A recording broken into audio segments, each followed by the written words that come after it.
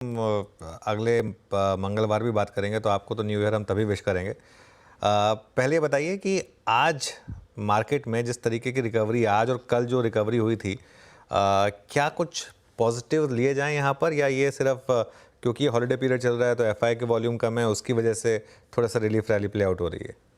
अनुज, अपनी जो पहले पिछली बार जब बातें हुई थी कि हम 23,700 तक जा सकते हैं, तो सुनने में हास्यास्पद लग रही थी और बाजार बार बार मजाक करता है हमारे साथ।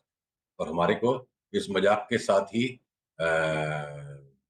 आगे बढ़ना पड़ेगा। तो हम 23,700 के 23,500 तक आ लिए। अब यहां से बाजार में दुनिया भर के स्टॉक्स हैं जो बड़ा बॉटम बना रहे हैं, और साथ में जो कंफ्यूजन क्रिएट हो रहा है कि हॉलिडे सीजन है और उसमें हम सावधान रहें, तो वो बात भी लागू होती है।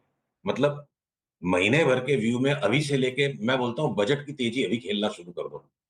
बजट की तेजी यहां से शुरू हो रही है। अमेरिका में इवेंट था इलेक्शन का, इसलिए अमेरिका का बाजार बहुत लेट से जाके टॉप आउट हुआ। हम 2.5 महीने पहले हो गए।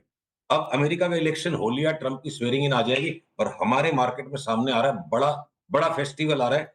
बजट की तेजी हमें अब से लगानी है और दुनिया भर के स्टॉक्स उसके लिए तैयार हो गए। कि मीनवाइल निफ्टी डे हाई पर आया और देखिए अब 23,840 पर। और अब बस वो पहला रेजिस्टेंस जो हम बात कर रहे थे, ऑलमोस्ट वहाँ तक आ गए हैं। 200 डे मूविंग एवरेज 23,841 पर।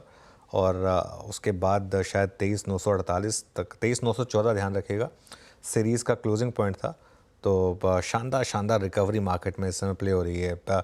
तो सुशील, फिर स्टॉक स्पेसिफिक सबसे ज़्यादा कहाँ पर आपको चार्ट में दमखम दिख रहा है? कहाँ आपको लग रहा है सबसे ज़्यादा लॉन्ग सौदे बनाए जाएं?